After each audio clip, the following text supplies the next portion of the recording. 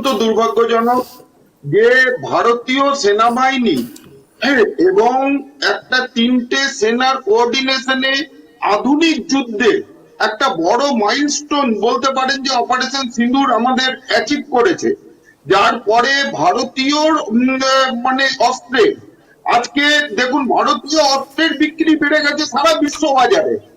তো সমস্ত কিছু ভারতের পরাক্রম সকলে মেনে নিয়েছে, সেখানে অপারেশন সিঁদুর আজকে সারা পৃথিবীতে অপারেশন সিঁদুর নামটা চর্চা হচ্ছে, কিন্তু অপারেশন সিঁদুরটা কিছু লোক মুছে ফেলতে চাইছে সিঁদুর নামটিকে। তাদের প্রতিনিধি মন্ডল হয়তো যাচ্ছে যে মোদিজির গুণগান করছে, আজকে মমতা ব্যানার্জি এখানে বলছেন এত কথা, অথচ ওনার মানে ওনার ভাইপো বিদেশে গিয়ে মোদিজির গুণগান করছেন, অপারেশন সিঁদুরই বলছে। তো তারপরে এখানে ওনার সিঁদুর নামে অ্যালার্জি আছে, কারু কারু সিঁদুর নামে বা সিঁদুর জিনিসটাতে অ্যালার্জি থাকতে পারে, কেউ চিরজীবন সিঁদুর না পড়েও থাকতে পারে, সে বিবাহিত হোক বা অবিবাহিতা হোক, তো সেটা তার ব্যক্তিগত ব্যাপার। কিন্তু সিঁদুর নাম যখন একটা দেশ ঠিক করেছে, একটা অপারেশনকে, সেনাবাহিনীর অপারেশনকে সেনাবাহিনী মেনে নিয়েছে, সারা বিশ্ব মেনে নিয়েছে, সেটার পরাক্রমে আজকে পাকিস্তানের মতো দেশ আর বলতে গেলে আমেরিকা পর্যন্ত সারেন্ডার করতে বাধ্য হয়েছে।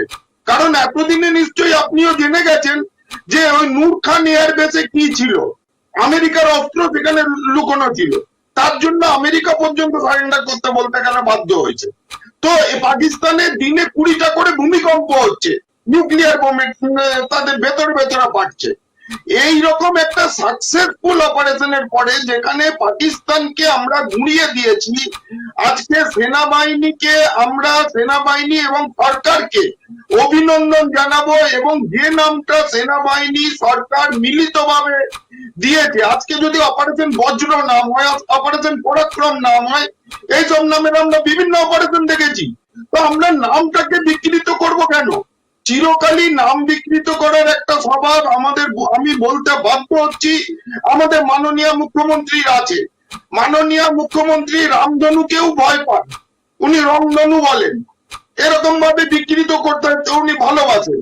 সেটা যে কারণেই হোক, ওনার দুধেল গাই ভোট ব্যাংকের স্বার্থে হোক, যে কারণে হোক, কিন্তু ভারতীয় তো উনি আফটার অল, ভারতীয় হিসেবে ভারতীয়দের ভোটে জিতে সংবিধানের শপথ নিয়ে ওনাকে ভারতকে অপমান করার জন্য কেউ নিশ্চয়ই গ্যারান্টি দেয়নি, অধিকার দেয়নি। তো এইটার আমি তীব্র নিন্দা করছি যে যেভাবে নামটাকে এখানে উচ্চারণ করা হয়নি, তাছাড়া বিধানসভায় যে ঘটনাগুলো ঘটেছে, একে অপরকে কাদা ছোড়াছুড়ি, সেগুলোর আমি নিন্দা করি।